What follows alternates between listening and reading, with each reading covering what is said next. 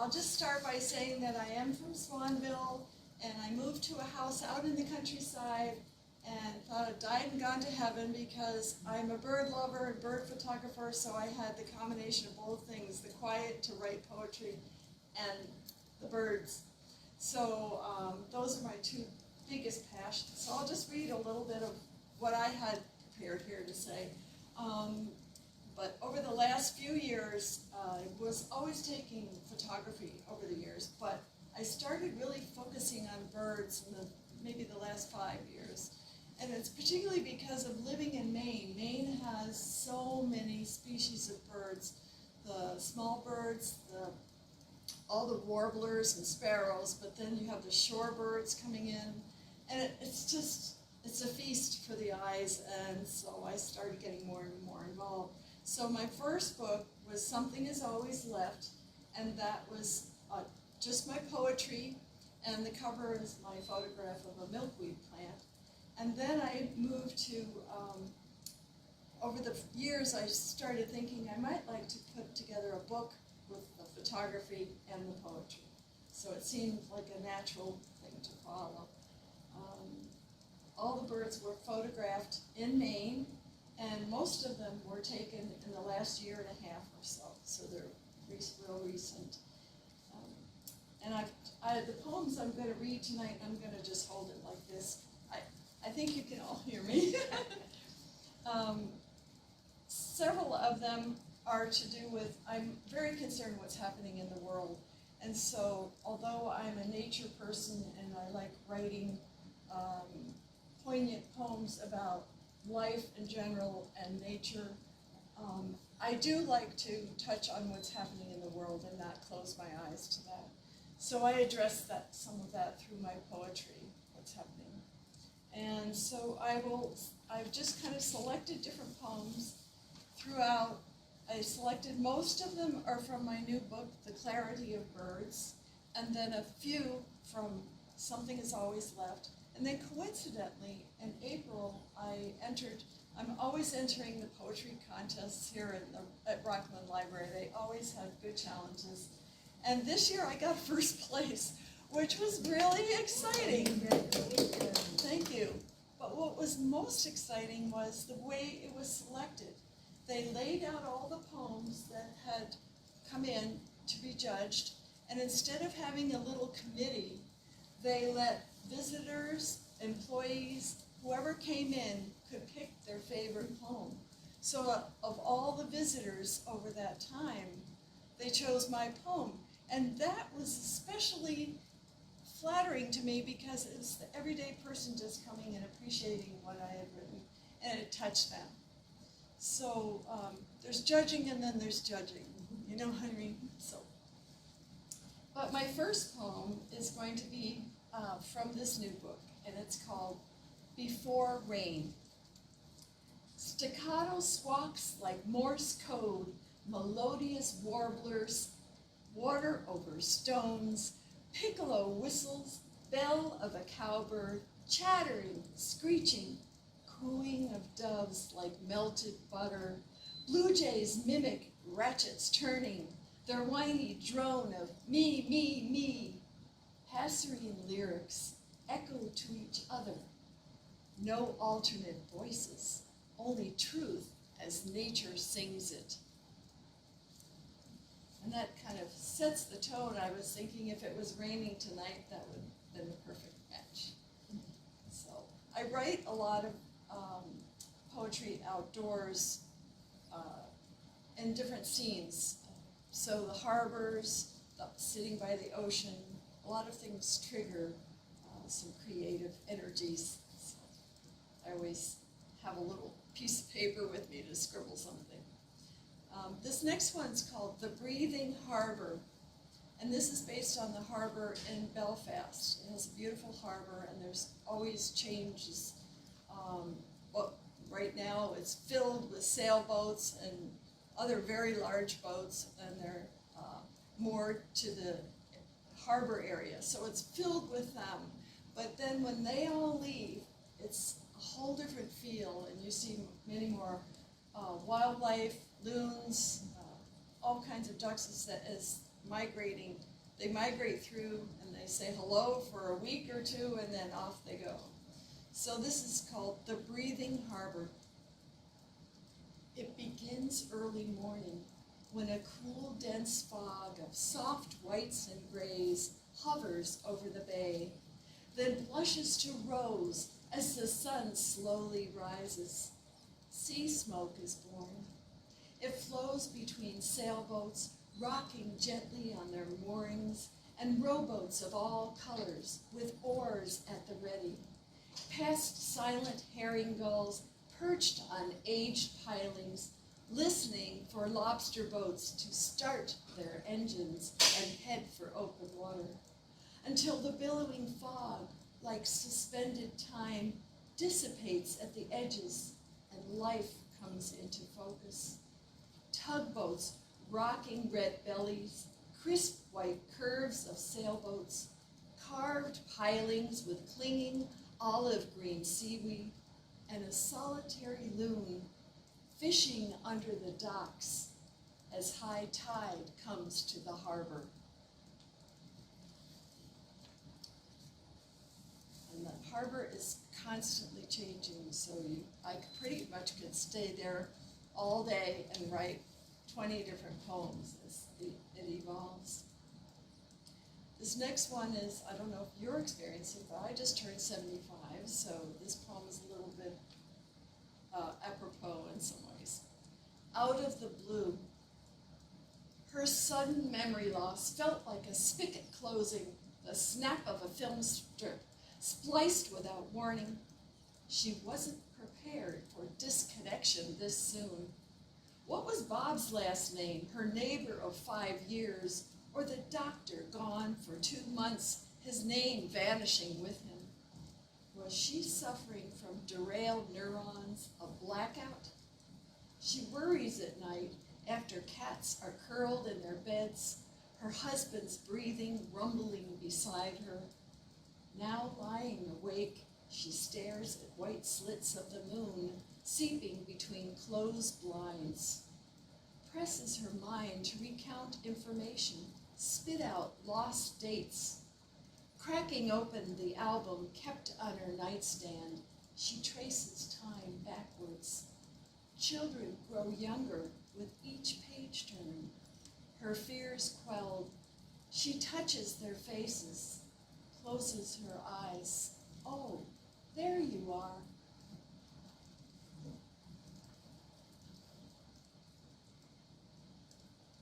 I think little by little, I read somewhere that your brain, as you get older, your brain dumps what it doesn't need anymore. I think mine's dumping more than I don't know if it's dumping what it should be, but you kind of notice as you get older, you've accumulated so much knowledge over your life, and I admire people that can remember someone's name and the date that they met them 30 years ago, and I'm not one of those people, but I remember about them. I remember what kind of person they were. I remember how many children they had. So we each have our selective memories, and I can tell you right where I've taken different photos in that book. The next one is called Desert Mask. Through smoke, curtains, and slivers of light, peace flickers uneasily, stunned by war's brutal nothingness. The crumbled walls, growling bellies, empty laughter, and forbidden songs. The blinded hearts and shattered trust, too many shards to piece together. And the children, wandering children, dissolve into ghosts that haunt the streets, in their faces of chalk and cinder.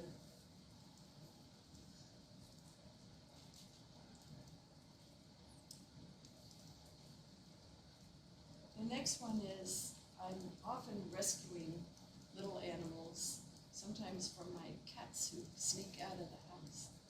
So, but this is a rescue story, one of my early rescue poems. It's called The Rescue.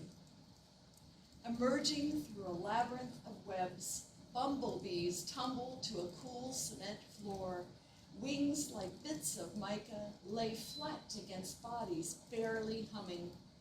The ache of winter has lifted, stirring from dormancy rooted in darkness. Shafts of window light illuminate the fallen, staggering in circles.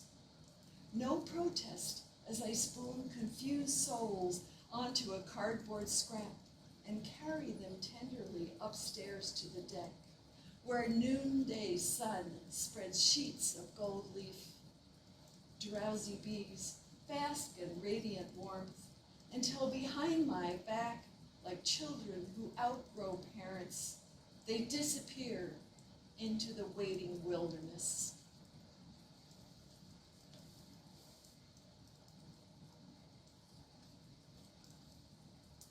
I find loons particularly haunting if you've heard their calls. If you haven't, find a place where you can hear their calls. It will change your life. And they call to each other in emergency. They call to each other to find the other one. They call if they want to get together. It's just, and they have different kinds of calls, but I've mainly heard the one that's very haunting, which is usually when they're trying to find each other and get together. Clarion. Where does the loon song go after it echoes over the pond, gliding across silken ripples? Does it land on shore, reverberate over stones, bump against crow calls, collide with tempestuous breezes, shaking cattails, where red-winged blackbirds whistle warnings? Does it pulse against the twitching nose of a doe, hoping for an early dusk to begin her roaming? Will she carry the loon's final tremor into the darkening woods?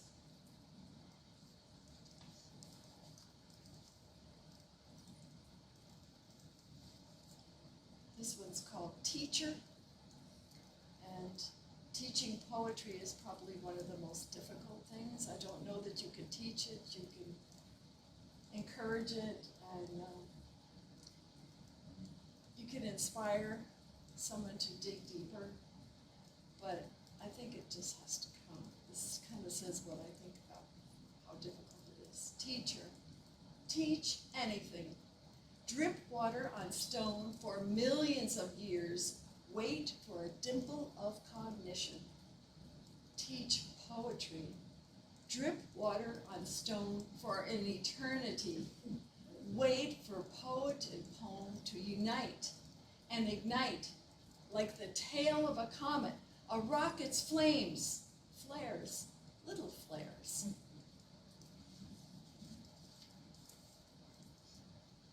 This is the poem that I read for the poetry contest here. And it's called Close to Home. Close to home. Ice and snow melt in an early thaw, and the narrow stream swells above its banks. Spring rain falls in quivering sheets. Mallards, wood ducks, and hooded mergansers hide under bare roots of gnarled spruce that grip the ground like arthritic fingers. I await the seasons beside the stream, watch for sparks of light to dance over ripples.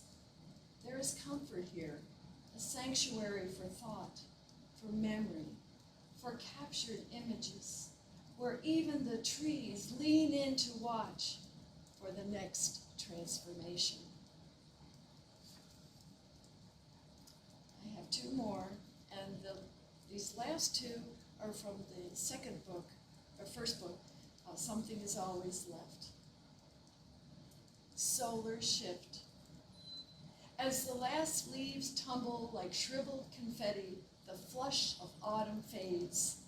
Spindled branches touch the gray heaving sky and scratch until white flakes like dry winter skin drift to spiked grasses, glistening from an early frost. Dusk? There is no dusk. Light turns to dark in one motion, one sweep of an inked brush spilling like a Rorschach test over the edge of the sky. Only the moon in its fullness breaks the ebony silence, like a howling wolf imploring companions to unite and join the awakening. When morning comes, the sun lays out a feast of light for the starving, and life resumes, condensed and edgy. And this last one is called Shoto. And I lived in Japan for 2 years and taught English. And in the process of that, I studied Shoto, Japanese calligraphy, with a teacher who had the patience of a saint. She was wonderful and very enthusiastic and had been doing it for a long time. And she didn't even consider herself a master. Her master was the one that, and he was like 85 at the time. So it was a very interesting skill to learn, but it's mostly learning about centering, and then it transfers to the Shoto. My lessons in Japanese calligraphy began at the tip of a horsehair brush dipped in ink from a stone well. I memorized the order of every stroke, practiced the delicate curves, tapering lines that blossomed into characters with meaning. Dip, swirl, lift upward from thin rice paper, fluid motion, the brush straight, pressing the bristles down quickly, and yet as long as a lifetime. The beauty of each sweeping stroke and embrace, from mind to heart to hand, the bamboo brush dripping with ink like blood or tears, the beginning of forgiveness. And that's my poems. Appreciate it. Any questions of me about the books or anything, since we have a little time? The poem you read called Coming Home, that's the one that was just awarded. Yeah. And I was quite surprised because I've entered so many over time. They did one at one point where you took the spines of books and you stacked them or arranged them in a certain way so that it formed a poem. And I got honorable mention for that. I'm like, what? But it was a great exercise, just going through your books to find lines that can actually create a continued thought like a poem. So that was fun. But I really enjoyed coming to this library. I find it has a lot of good energy. I've even had my art here in photography, so it's a good environment. They put a lot of outreach, and every year a great poetry festival, poetry contest, I should say. Any other questions? Could I ask you to read the poem that you mentioned earlier before you began about the stool and connected yeah. to? Would that Get be okay? ready. Get your Kleenex. Okay. I'm just kidding.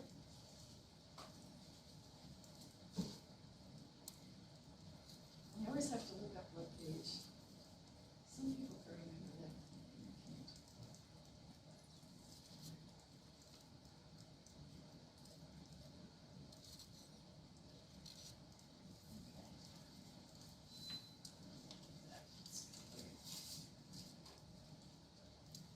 Footstool.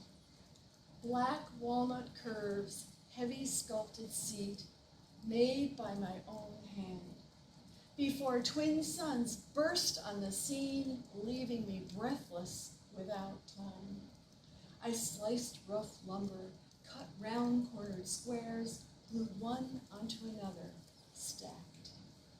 My first child, a blonde boy, loved to roll matchbox cars over the concave top. I used a rolling pin sander to smooth the hourglass form, braced between my knees like giving birth, and wear down imperfections, reveal swirls and knots of character set in burnt umber. My wild duo rode the stool, tipped on its side like a saddle without a horse, heading in no direction. I rubbed oil finish until the wood could drink no more, like a baby suckling until it sleeps. My last child polished the seat with her flowered skirt until her legs grew too long. I carry the legless stool, layered with stories from home to home to home. It grows heavier with each move. Well, thank you. You're welcome. Anything else? Any other questions? Yes? Did I understand that you've been writing poetry all your adult life? Oh, yes, pretty much. And actually, I started writing when I was real young, maybe elementary, just little short, quippy poems, because they say you have to do a poem. And then in my early teens, I wrote stories, usually romance stories, because that's just what a lot of teen girls do. And then as I got older, I started writing poems, and I really enjoyed that. I did my own poetry for a long time, and then I took a course in college, and it was haiku.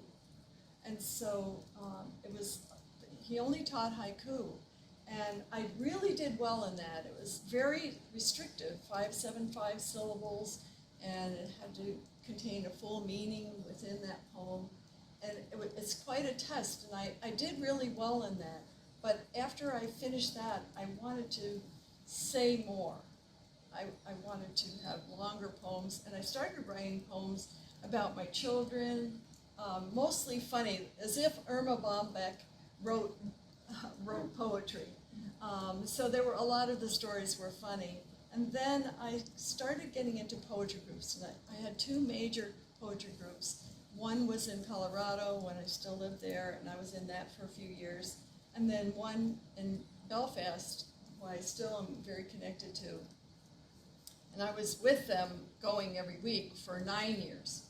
And I credit them as the support for much of the poetry, definitely of the first book. The second book, a lot of it was beginning to form on my own, but I would still sometimes submit it to them and say, what do you think? So I find that the poetry groups that you can get in for any level of poetry is wonderful support. And they can, with love, say what works and what doesn't work. And that's very helpful. That a lot of people don't want any criticism, but what poetry really is building on your new knowledge and your new skills and hearing things differently. So it's great to have a group give you feedback. And sometimes it's hard. When I first joined, it was a little challenging to have someone say, well, I don't think that works right there. But they were real honest. And in the long run, I think it made me a much better poet. And following on from that, have you found though that there being the sort of the kind of poetry you write, the style, Yes. has changed a lot? I mean, you mentioned haiku as a very, very disciplined format, but I'm just wondering whether, say, in the last 20 years, there's been a particular evolution, or whether you find that the language is still sort of... Well, for me, and I actually have a little quote thing in here, but I will read it just because it said it well. Free verse, I do free verse predominantly now, but although it has no rhyme or strict meter, it does have rhythm. It's a natural speech rhythm. And so I gravitate to that because it takes me to the deepest place. And I tend, if I'm trying to get too formal, I have to get out of that, like tight shoes, and put on a different pair. Put on my slippers. Because it doesn't fit me. It doesn't fit who I am. And I'm not a formal person. I'm not a formal mentally person. I want to move you, not have I don't do real long poems. Every once in a while I do one that stretches a little bit longer. I wrote one actually in here, and it was from when I lived in Japan, and it was about the subway. And interestingly enough, someone came up and she said, "I just loved your subway poem." And she thought it was in New York City. So some things are sort of universal, but I don't know if all of you have ridden on subways, but I found one of the things, and do you want me to read it? Sure. Yes, please. I've got to look it up again. One of the things to do with behavior in Japan is when you're on a subway, you don't stare at the people across. It's very rude. So what I did was, and I'm hoping they didn't really notice, I looked at their feet. And so there would be like this, a man like that, and a woman like this, right next to each other. So it was real obvious what was working and what wasn't. And so I found it very, very interesting. And somehow I managed to take pictures of their shoes. This is very sneaky on my part and kind of atypical, but it worked well. So I have did a whole series of shoe pictures from the subway. And then I wrote a poem. This is called Subway Sonata. Side by side, they sit in isolation. Unspoken rules ride along like voiceless passengers. Avoid eye contact, read a book, study the floor, count the windows, stare at posters, press buttons on pink cell phones, but no calling. Plush mauve benches, metal poles, green-tinted floors, muted tones, murmured voices, or silence. Gray suits prop newspapers, leather shoes, polished black, sleek briefcases at the ready. Young girls squirm in tights, boys in ball caps fidget, toddlers squeeze in close, mothers coo to babies, stuck like Velcro. Woman in lilac, draped kimono, naps, her sorry sandals hover. Knee-socked teens whisper and giggles, identical navy and white. Boots with straps, boots without, high heels and flats, sandals, sneakers, to-go bags with flowers, pouched purses that glitter, images and light, flicker and flash, tunneling tour cars, squeal and turn. Time is elliptical, like sand in an hourglass. Travelers shift and shuffle, passions suspended. Impatient doors snap open, commuters funnel in pairs, then sprint up the stairs. The other world waits. And I can see why someone would think of New York too, except for the Zori sandals. And those are those wooden kind of clogs. Yeah. They just slip on it. So, but really the rest of it in there, except that in subways in New York that I've been on, I mean, you can look at the person across from you and you might nod or something. It's more formal in Japan, or it was. It's not as clean. It's not as clean. No, and the subways in Japan are exactly on time. Their trains are exactly on time. If you're a minute late, too bad. So it makes everyone prompt who comes to visit there real fast. And that's when I lived in China for a year too, and taught English to 3rd through 5th grade students. I had 65 students in each class. And I was the novelty because I was trying to teach them English, but really they just wanted to play with the American. So, and they would make little origami figures for me, and at the end of class they'd file by and hand me their little gifts. And I said, "Were you listening to the English?" And they just had so much fun. So, but it really broadens you to I've had a lot of teachers say, well, I would maybe go for a couple weeks. Go for a summer, go for a semester. Because in a short space of time, you're not really immersing in the culture, the environment, way of life. And so that a lot of the things, and really both, even the poems in this book have been greatly influenced, as well as the photography, by my experiences in China and Japan. In Japan, I lived 2 years, and China was 1 year. Any other questions? Well, you've been a great audience. Thank you very much for coming tonight. Appreciate it. Thank you.